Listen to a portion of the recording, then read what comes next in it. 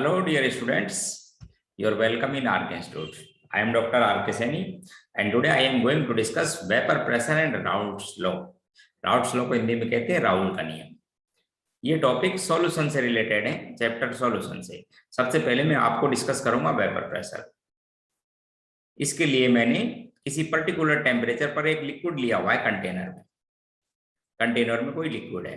अच्छा, उस टेम्परेचर पर लिक्विड के कुछ मॉलिक्यूल्स कोलिजन की वजह से एवोपरेट हो जाते हैं, हाई एनर्जी की वजह से एवोपरेट होते रहते हैं। अच्छा, एवोपरेशन होने से कंटेनर के अंदर वेपर्स की मॉलिक्यूल्स बढ़ते रहते हैं। जब वेपर्स के सफिशिएंट मॉलिक्यूल्स हो जाते हैं तो वो एक दूसरे से इंटरेक्ट भी करते रहते हैं वंडर वाल अट्रैक्शन की वजह से। इंटरेक्शन की वजह से कुछ मॉलिक्यूल्स कंडेंस होने लग जाते हैं। तो इस तरीके से एक टेम्परेचर पर एवोपरेशन एंड कंडेंसेशन चलता रहता है। जब दोनों की रेट का मतलब rate of evaporation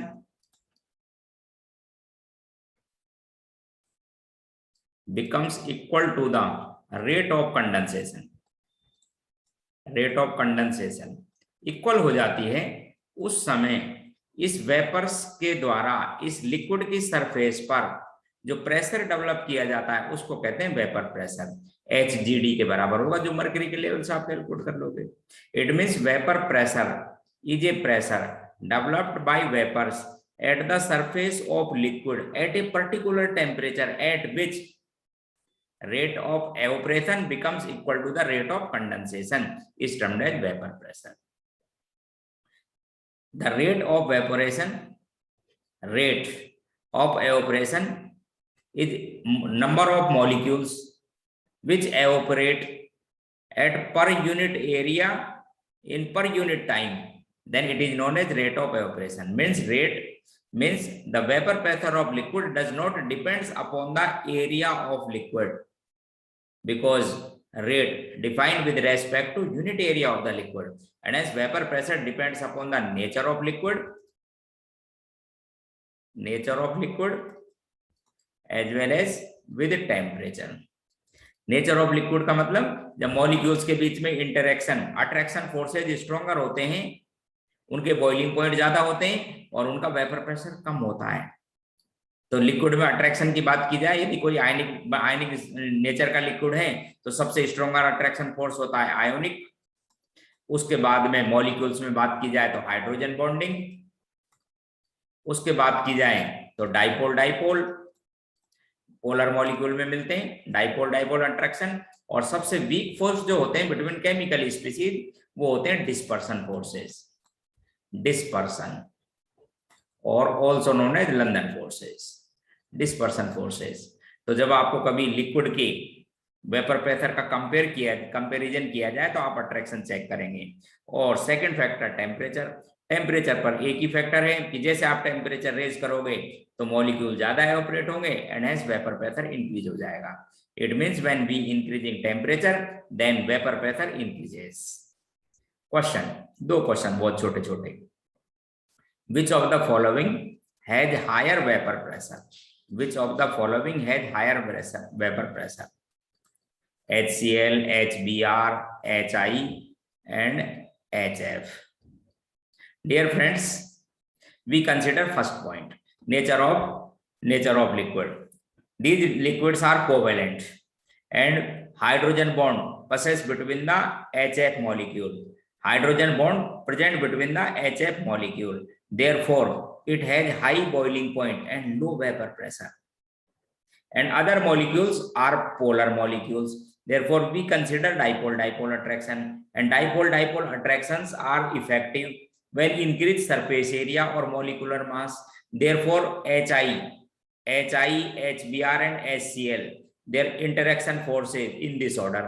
HCl सबसे कम, HBr थोड़े ज्यादा और HI और ज्यादा, और सबसे ज्यादा HF में।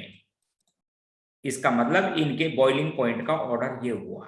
अब फिर ध्यान रखें, जिसका बॉइलिंग पॉइंट कम, वेपर्स ज्यादा, it means their vapour pressure, the order of their vapour pressure is reverse, HCl, HBr, HI and HF। तो एक क्वेश्चन था नेचर ऑफ लिक्विड पे। Next question simple, which liquid has higher vapor pressure? One is alcohol and another one is corresponding ether. Corresponding ether means dimethyl ether or even diethyl ether also. Corresponding का मतलब maybe same molecular mass और maybe same alkyl group. तो आपसे पूछे कि साहब इनके vapour pressure का ऑर्डर, तो first of all hydrogen bond we consider when different liquids are taken, then we consider attraction forces between the molecule. When attraction forces between the molecules are stronger, then their vapor pressure become less. Ethyl alcohol, hydrogen bond present between the molecule, and in case of ether, dipole attraction forces exist between the molecule. Dipole attraction forces become stronger when increased surface area as well as molecular mass. Therefore weakest सबसे कम dipole interaction diethyl ether में, इसका vapour pressure सबसे ज्यादा। इसके बाद में diethyl ether में इसका वेपर प्रेशर थोड़ा कम, और सबसे कम वेपर प्रेशर किसका मिलेगा आपको? इथाइल एल्कोहल का, क्योंकि यहाँ पर मॉलिक्यूल्स के बीच में क्या मिलेंगे अपने को? हाइड्रोजन बॉन्ड्स, और इंटरेक्शन को क्या बोलेंगे? Hydrogen bond. और आपको पता है कि हाइड्रोजन बॉन्ड स्ट्रॉन्ग फोर्स है in comparison to dipole as well as van der Waals attraction forces like as dispersion etc. तो इनके जो वेपर प्रेशर का ऑर्डर मिलेगा इन लिक्विड का, सबसे कम वेपर प्रेशर होगा आपके पास में एल्कोहल का, और सबसे ज्यादा इस डाई मिथाइल ईथर का, उससे थोड़ा कम diethyl ether and then ethanol. तो ये क्वेश्चन थे मेरे पास में किससे रिलेटेड? लिक्विड की नेचर से। एक journal question, at which condition vapor pressure of H2O is greater, at 298 Kelvin or a 308 Kelvin? तो simple, when high temperature then molecules are more evaporate, therefore its vapor pressure is greater. तो ये कुछ question थे simple vapour pressure से related. किस पर depend करता है? एक तो टेम्परेचर पर ध्यान रखेंगे और दूसरा नेचर पर। कई बार आपको कंफ्यूज करने के लिए पूछ लेते हैं, यदि लिक्विड का सरफेस एरिया ज्यादा हो तो वेपर प्रेशर पे क्या फर्क पड़ेगा? तो आप बोलेंगे नथिंग, बिकॉज रेट, देखिए आप ध्यान से, जब वेपर प्रेशर मेजर किया गया है उस समय कंडीशन देखो, rate of evaporation becomes equal to the rate of condensation. और रेट का मतलब होता है कि number of molecules evaporate per unit area per second. It means surface area is not affect vapor pressure of the liquid. Now we will discuss Raoult's law. Raoult's law. If both component in the solution make an ideal solution. अभी मैं ideal को आपको discuss करूंगा, आप समझे कि similar type के interaction जिसमें होते हैं, आइडेंटिकल टाइप के इंटरेक्शन होते हैं, उनको कहते हैं आइडियल सॉल्यूशन। तो राउल्ट्स का लॉ कहता है कि in case of ideal solution the vapour pressure of a component is directly proportional to their mole fraction in liquid state, and similarly the vapour pressure of another component B is also directly proportional to their mole fraction in liquid state, XAXB, and the total vapor pressure equals to sum of the partial pressure of A and partial pressure of another component, and the vapor pressure of partial pressure of this component is P node A into XA, where P node A and P node B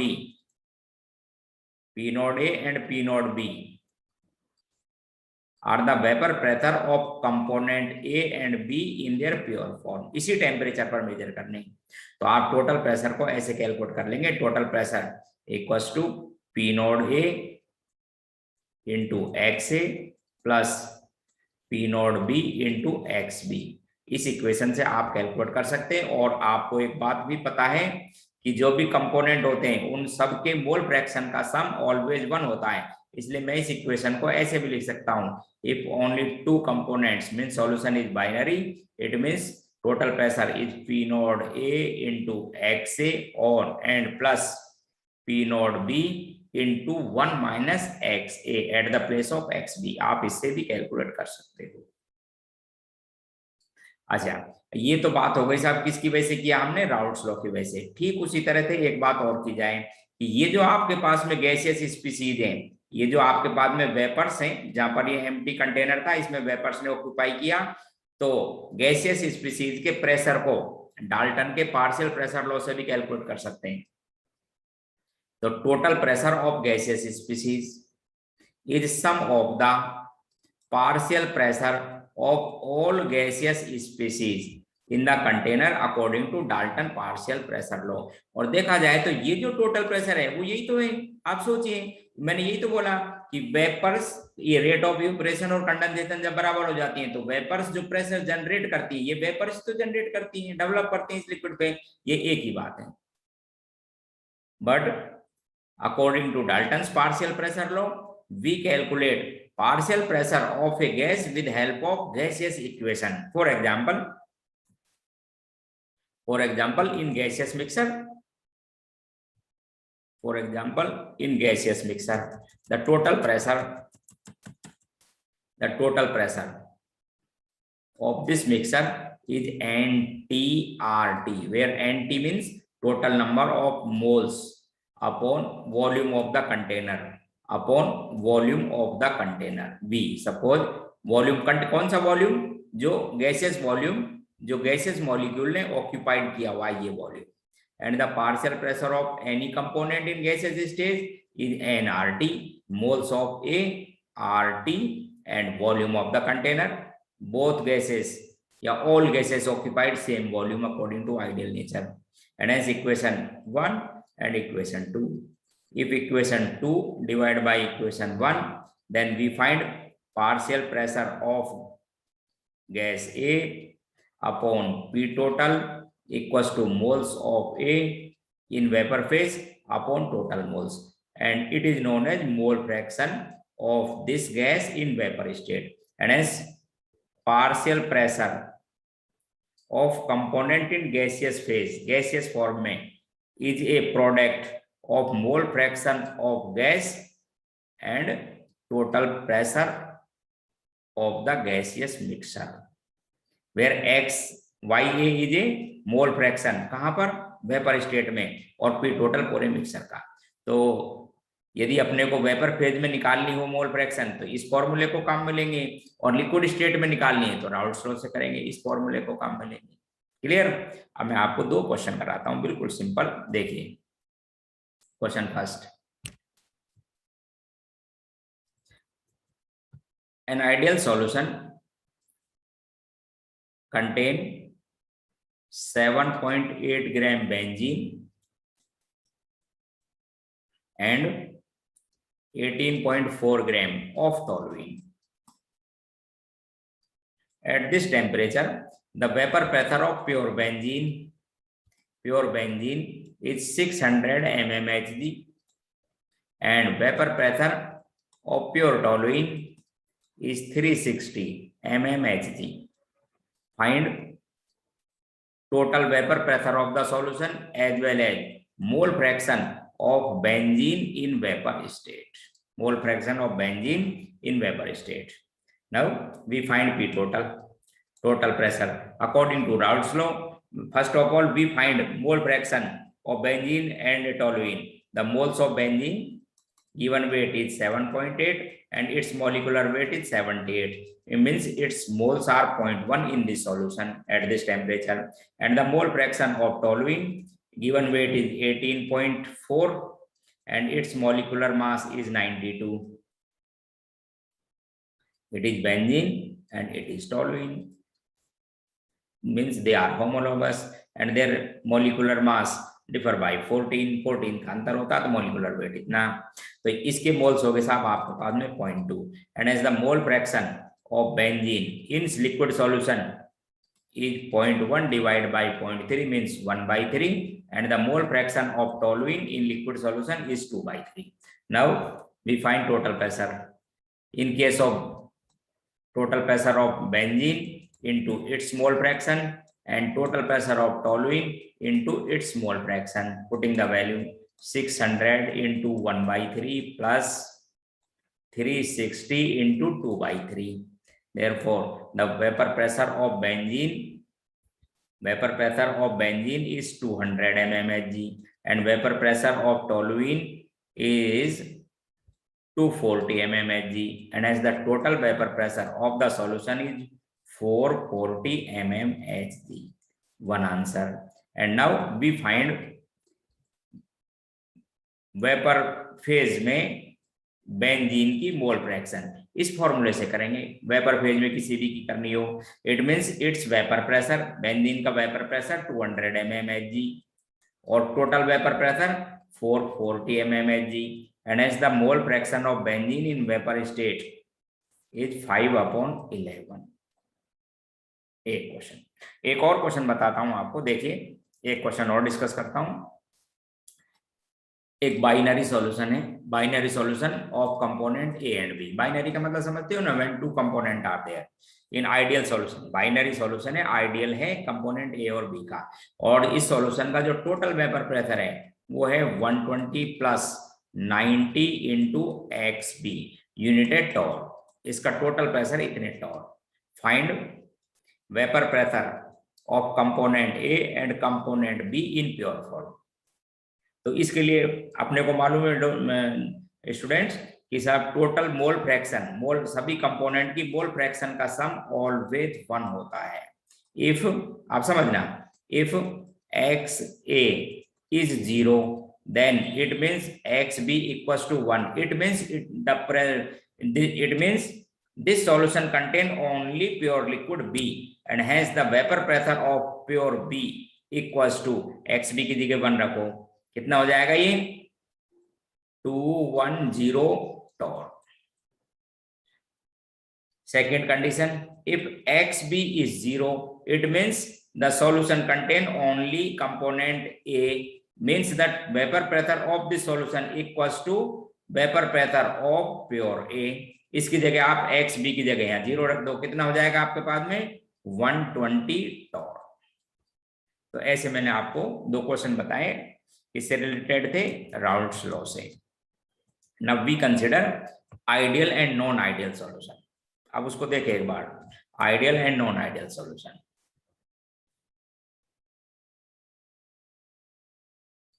important भी है, exam point of view से generally question आते रहते हैं, एक आध छोटे छोटे क्वेश्चन तो ऐसे ही आ जाते हैं कि ये कंपोनेंट आइडियल सॉल्यूशन बनाएंगे या नॉन आइडियल बनाएंगे, इनकी क्या क्या पैरामीटर्स होते हैं कुछ आइडियल के नॉन आइडियल के, तो वो मैं आपको यहाँ पे डिस्कस करूंगा। आप देखो एक बार, देखिए आइडियल नॉन आइडियल के कुछ पैरामीटर्स।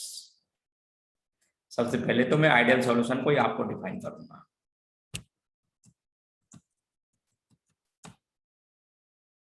ये दो लिक्विड प्योर फॉर्म में, ये है आपके पास में pure liquid A, pure liquid A. अच्छा, इसका मतलब प्योर लिक्विड ए में जो मॉलिक्यूल होंगे ए के बीच में इंटरेक्शन या अट्रैक्शन होगा, इसी टेम्परेचर पर एक दूसरा रखा हुआ है प्योर लिक्विड बी। ये था प्योर लिक्विड बी है। तो प्योर लिक्विड ए के में जैसा अट्रैक्शन था उसी तरह से प्योर लिक्विड बी में जो मॉलिक्यूल्स होंगे उनके बीच में भी अट्रैक्शन फोर्स होगा। लिक्विड है इसलिए अट्रैक्शन फोर्स होते हैं। अच्छा, अब आपने को पता है ना सॉल्यूशन बोल किसको कहते हैं, पता है? होमोजीनियस मिक्सचर ऑफ 2 और मोर कंपोनेंट, उसको कहते हैं सॉल्यूशन। अब हमने क्या किया, इसमें से कुछ तो लिया ए और कुछ भी लिया और उन दोनों को मिला दिया। 3 कंडीशन हो सकती है। Suppose we taken some amount of A and amount of B and both liquids are mixed to each other। ये आपके पास में अब ये सॉल्यूशन हो गया। A एंड B, इसके अंदर 2 कंपोनेंट हैं, ये आपके पास में क्या हो गया, बाइनरी सॉल्यूशन। अब यहीं पे सुनिए, 3 कंडीशन हो सकती है। हो सकता है इस सॉल्यूशन में कंपोनेंट A और B के बीच में इंटरेक्शन। जब मैं इंटरेक्शन बात करूं तो इसका मतलब होता है attraction as well as repulsion, यानी हिंदी में कहते हैं अन्ययन क्रिया, मतलब अट्रैक्शन और रिपल्सन दोनों की बात की जाती है। तो 3 कंडीशन हो सकती हैं। हो सकता है ए और बी के बीच में इंटरेक्शन इन प्योर लिक्विड की, जो प्योर फॉर्म है लिक्विड की, उनके बराबर हो। तो यदि बराबर हुआ तो उसको कहेंगे आप आइडियल सॉल्यूशन। या हो सकता है ए और बी के बीच में इंटरेक्शन फोर्सेज और ज्यादा स्ट्रॉन्गर हो जाए, अट्रैक्शन फोर्सेज स्ट्रॉन्ग हो जाए in comparison to pure form of the liquid. और तीसरी कंडीशन हो सकती है कि ए और बी के बीच में, इसमें ए और बी के बीच में जो अट्रैक्शन फोर्सेज हैं वीकर हो जाए in comparison to pure state of the component A and B. Therefore solutions are now classified into three types. One is ideal and another one is non-ideal. Simple definition. Ideal में attraction forces between component in solution are equal to the attraction forces of component in their pure form.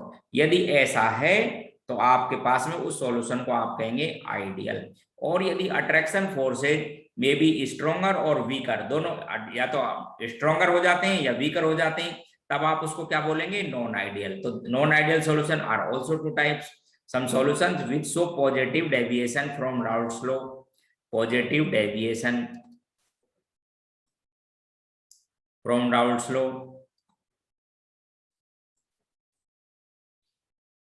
कुछ तो ऐसे जो Raoult नियम से धनात्मक विचलन प्रदर्शित करते हैं, और कुछ ऐसे होंगे नॉन आइडियल जो ऋणात्मक विचलन प्रदर्शित करते हैं. And some solution show negative deviation. अब आप समझेंगे. देखो, तो पहली लाइन तो अट्रैक्शन फोर्सेज स्ट्रॉन्गर इक्वल, यहां पर पॉजिटिव के लिए definition, the attraction forces between the component in solution become weaker then the attraction forces of component in their pure form. उससे वीक हो जाए प्योर फॉर्म में. आपको प्योर फॉर्म में कंसीडर करने के लिए फिर एक बार बता दूं, इनमें से जो जिनमें भी स्ट्रॉन्ग अट्रैक्शन फोर्सेज होंगे उनके कंपेयर करना. यानी ये जो अट्रैक्शन फोर्सेज वीक हो जाए किसके कंपेरिजन में, इनमें से कोई भी कंपोनेंट जिनमें स्ट्रॉन्ग अट्रैक्शन फोर्स होंगे ना उससे कंपेयर करना है. यहां पर इसमें negative, the attraction forces between the components in solution become stronger then the attraction forces of molecules in their pure form. यानी जब मॉलिक्यूल्स में सॉल्यूशन में अट्रैक्शन फोर्सेज स्ट्रॉन्गर हो जाते हो प्योर फॉर्म के कंपैरिजन में, तब बोलते हैं उसको नेगेटिव डेविएशन. तो ये तो हो गई साहब इसकी डेफिनेशन. आप कुछ इसके फिजिकल पैरामीटर्स आपको समझाता हूं. इसके कुछ फिजिकल पैरामीटर्स देखिए आप. फिजिकल पैरामीटर्स का मतलब हिसाब, जब इसको आप मिक्स करते हो तो वॉल्यूम में क्या चेंज आता है, एंथैल्पी में क्या चेंज आता है, इस तरह के कुछ पैरामीटर्स आपको मैं इसके डिस्कस करता हूँ. देखो क्या चेंज आता है इनमें. देखिए सपोज फिर अपन बात करते हैं साहब, मैंने प्योर लिक्विड ये जो था 20 ml ये लिया और 20 ml सपोज ये लिया था, तो इनिशियल वॉल्यूम जो मैंने लिया इन दोनों को वो था 40 ml. इन दोनों को मिक्स कर दिया. तो अब साहब मैं बात करता हूँ फाइनल वॉल्यूम की, और मैं निकालता हूँ चेंज इन वॉल्यूम. तो जब चेंज इन वॉल्यूम की बात की जाएगी तो V final minus V initial. Initial volume कितना था मेरे पास में, 40 ml 2020. अब सुनिए ध्यान से, जब इंटरेक्शन या अट्रैक्शन फोर्सेज बराबर रहेंगे between molecules, attraction forces similar kind के रहेंगे, तो जितना वॉल्यूम आपने मिक्स किया वही फाइनल वॉल्यूम होगा. And hence in case of ideal solution change in volume is 0, means 40 volume initial and final volume this. In case of positive deviation, आप फिर समझिए, यहाँ पर इंटरेक्शन फोर्सेज कैसे हो जाते हैं, वीक. जब इंटरेक्शन फोर्सेज वीक हो जाते हैं तो मॉलिक्यूल ज्यादा स्पेस ऑक्यूपाई करते हैं.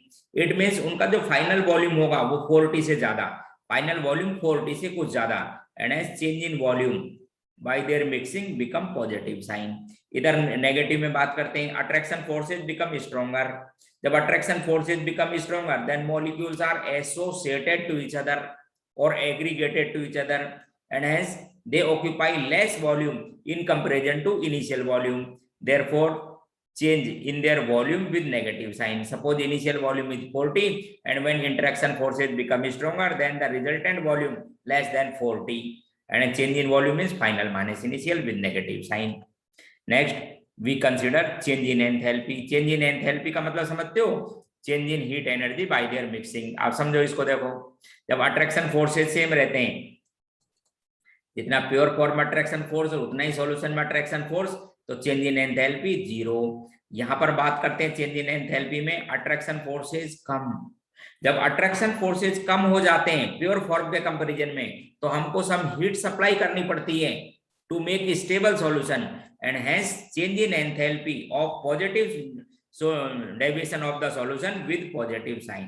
इज विद पॉजिटिव साइन का मतलब समझते हो, this solution required some more energy to make stable solution, और we can say their formation become endothermic in nature. अच्छा यहाँ पर बात करते हैं, यहाँ पर इंटरेक्शन कैसे हो जाते हैं, स्ट्रॉन्गर। अच्छा जब स्ट्रॉन्गर अट्रैक्शन फोर्स हो जाता है तो एनर्जी रिलीज या heat release, therefore their change in enthalpy with negative sign means their formation exothermic, their formation endothermic and their formation is heat neutral, heat neutral. We consider another parameter entropy change, important point. और most of the cases में entropy change की जब बात की जाती है तो ज्यादातर स्टूडेंट इसी का अकॉर्डिंग जीरो पॉजिटिव नेगेटिव लिख देते हैं, जो सही नहीं है। एंट्रोपी चेंज सभी में विद पॉजिटिव साइन, इंपॉर्टेंट। अभी मैं आपको एक्सप्लेन करूंगा entropy change of all solutions with positive sign, मैं अभी आपको एक्सप्लेन करता हूं। देखिए विद पॉजिटिव साइन थोड़ा याद करना होगा आपको कि एंट्रोपी होती क्या है, क्यों भाई, याद कीजिए एंट्रोपी क्या होती है। हाँ याद आया, क्या है एंट्रोपी, रैंडमनेस या disorder of the molecule in the container, disorder और randomness of the molecule in the container, इसे कहते हैं आप एंट्रोपी। अब आप देखो ये दो लिक्विड थे आपके पास में, मैंने इनको सेपरेट कर रखा, ये लिक्विड ए है और ये लिक्विड बी है। अभी सॉल्यूशन नहीं बना है, प्योर फॉर्म में, ये प्योर ए और ये प्योर बी। अब मैंने क्या किया, इनके जो पार्टीशन थे उसको रिमूव कर दिया और इन दोनों को मिला दिया। अच्छा मिला दिया तो ये ऐसे मिला। अब आप समझना अपने आप ही आपको क्लियर हो जाएगा। जब मैंने इन दोनों को मिक्स कर दिया तो साहब ये होमोजीनियस मिक्सर बन गया, जिसका नाम लिक्विड है या जिसका नाम सॉल्यूशन है, जिसका नाम सॉल्यूशन है। सॉल्यूशन किसे कहते हैं, more than one component and make homogeneous mixer. अब आपसे मैं पूछता हूँ कि इनिशियल और फाइनल को ध्यान से देख के बताओ मुझे कि रैंडमनेस इंक्रीज या डिक्रीज, तो आप बोलेंगे कि साहब सॉल्यूशन में रैंडमनेस प्योर कंपोनेंट के कंपैरिजन में ज्यादा। और आपको पता है कि जब रैंडमनेस या डिसऑर्डर बढ़ जाता है तो entropy increase, and hence in all process may be they make ideal solution, may positive deviation and so negative deviation, entropy increase, important point. Now we consider change in free energy, change in free energy। तो अब इसको भी देखिए, change in free energy को check करने के लिए आपको डेल्टा एच, एक रिलेशन है delta H minus T delta H, particular temperature पर ये चेक किया जाता है। देखो अब आपको समझाता हूं, पहले सॉल्यूशन को देखिए, डेल्टा एच जीरो, फर्स्ट में delta H zero, delta H positive and H delta G negative, और नेगेटिव का मतलब आप इन दोनों को मिला दो अपने आप बन जाएगा होमो स्पॉन्टेनियस। सेकंड का केस चेक करते हैं, सेकंड केस में चेक करते हैं डेल्टा एच पॉजिटिव, ध्यान से देखो, and delta H positive, it means this total product with negative sign.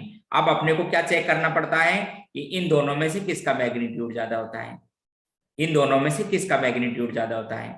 तो आप याद करने के कई तरीके हैं। पहली बात तो ये कि जो रैंडमनेस है उसकी वैल्यू ज्यादा होती है बजाय एंथैल्पी चेंज के, इसलिए साइन नेगेटिव। और आप एक बात ये भी ध्यान रखना कि साहब ये जो सॉल्यूशन का फॉर्मेशन है वो क्या है, एक स्पॉन्टेनियस प्रोसेस, इसलिए तीनों में डेल्टा जी नेगेटिव। इसका इस तरह से यहाँ पे देखो, इसमें चेक कीजिए, डेल्टा एच क्या था यहाँ पे नेगेटिव, डेल्टा एच क्या है positive, and H overall negative.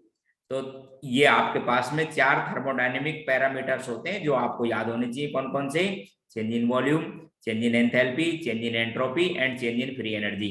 तो चेंज इन फ्री एनर्जी का साइन कहता है आपके पास में negative, it means formation of all type of solutions may be ideal may be non ideal is an spontaneous process. Now we consider vapour pressure, we consider vapour pressure of these solutions. देखो एक बार ध्यान से कि इनका vapour pressure कैसे check किया जाएगा। देखिए तो सबसे पहले मैं आइडियल सॉल्यूशन की बात करता हूं आपसे, देखना आइडियल सॉल्यूशन के वेपर प्रेशर की बात करेंगे तो आपको पता है कि साहब आइडियल सॉल्यूशन में किसी कंपोनेंट का वेपर प्रेशर उसके मोल फ्रैक्शन के लीनियरली रिलेशन में होता है। जैसे मैं बोलता हूं वेपर प्रेशर ऑफ कंपोनेंट ए, तो क्या होता है वो vapour pressure in their pure form into mole fraction in their solution, इस तरह से होता है वेपर प्रेशर किसी कंपोनेंट का। अब मैं बात करता हूं पॉजिटिव डेविएशन में, तो मुझे बताओ पॉजिटिव डेविएशन का मतलब अट्रैक्शन फोर्सेज बिकम वीकर। जब अट्रैक्शन फोर्सेज वीक हो जाएंगे तो vapour pressure high, and hence the vapour pressure of component, vapour pressure of component which show positive deviation is greater than the vapour pressure of the component in ideal solution. Here the interaction become stronger, जब interaction stronger हो जाते हैं तो molecule evaporate कम होते हैं, therefore their vapour pressure is less than the vapour pressure of component in ideal condition. तो इस तरह से जब आप ग्राफ बनाओगे, देखो एक बार ग्राफ समझा दूं आपको। जैसे सपोज ये आपके पास में यहाँ पर मोल फ्रैक्शन है ए का 1, अब ए का 1 है तो इसका मतलब बाइनरी सॉल्यूशन में बी 0, इधर आपके पास में एक्स को ऐसे कम करते जाओ 0.9 0.8 0.7 इस तरह से ये हो जाएगा 0, और इस जगह यहाँ पर एक्स बी का मोल फ्रैक्शन 1, इसका मतलब ये इस पॉइंट पे क्या है, प्योर लिक्विड है बी, ये हो जाएगा प्योर लिक्विड बी, ये हो जाएगा vapour pressure pure liquid A का, ये उसका वेपर प्रेशर था। अच्छा, इनमें लीनियर रिलेशन, इस तरह से लीनियर रिलेशन है इन दोनों में, मोल फ्रैक्शन के डायरेक्टली प्रोपोर्शनल, ठीक उसी तरह से आप इसको लिखेंगे लीनियर रिलेशन। ये वेपर प्रेशर था किसका साहब, बी का, कंपोनेंट बी का, ये वेपर प्रेशर किसका है, कंपोनेंट ए का, और ये किसी भी मिक्सचर में जो मोल फ्रैक्शन आपको पता है ये हो जाएगा आपके पास में लिक्विड का, कब, जब ये आइडियल बिहेवियर शो करता है उस केस में। अब यदि आपको पॉजिटिव डेविएशन का करना हो तो वेपर प्रेशर कंपोनेंट का आइडियल से ज्यादा, तो आप क्या करोगे, इसके ऊपर ये ग्राफ बनाओगे। देख लो एक बार यही देखो, देखिए जब मैं पॉजिटिव डेविएशन का करूंगा तो ये जो आइडियल बिहेवियर है इसके ऊपर ग्राफ बनेगा उस कंपोनेंट का। ये किसका कंप्रेसर था, कंपोनेंट ए का, when it show positive deviation. ये किसका वेपर प्रेशर है, कंपोनेंट बी का, when it show positive deviation. और ये क्या हो जाएगा, total vapour pressure of solution when solution show positive deviation, किसके लिए, पॉजिटिव में। यदि नेगेटिव वाली बात करता मैं तो वेपर प्रेशर क्या आ जाता, कम, तो एक दूसरे लाइन से बना देता हूं, तो उस समय इसका वेपर प्रेशर कम आएगा। किससे कम आएगा, आइडियल नेचर से, आइडियल बिहेवियर के कंपैरिजन में कुछ कम हो जाएगा, उसको आप ऐसे बना सकते हो। देखो उसको ग्राफ को इसके नीचे से बना देना, जैसे देखिए मैं आपको समझाता हूं थोड़ा सा, देखो कोई कंफ्यूजन नहीं हो, ये सही बन जाए। ये देखिए इसको हटा देता हूं, ये तो पॉजिटिव डेविएशन का था, ये वेपर प्रेशर किसका था, पॉजिटिव, भाई हटा दिया।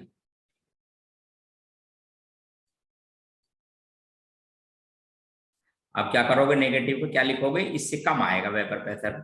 ये जो आपके पास में वेपर प्रेशर था ना आइडियल वाला, डॉटेड लाइन किसको रिप्रेजेंट करती है, आइडियल को, इससे कम, क्योंकि अट्रैक्शन फोर्सेज कैसे हो जाते हैं, स्ट्रॉन्गर।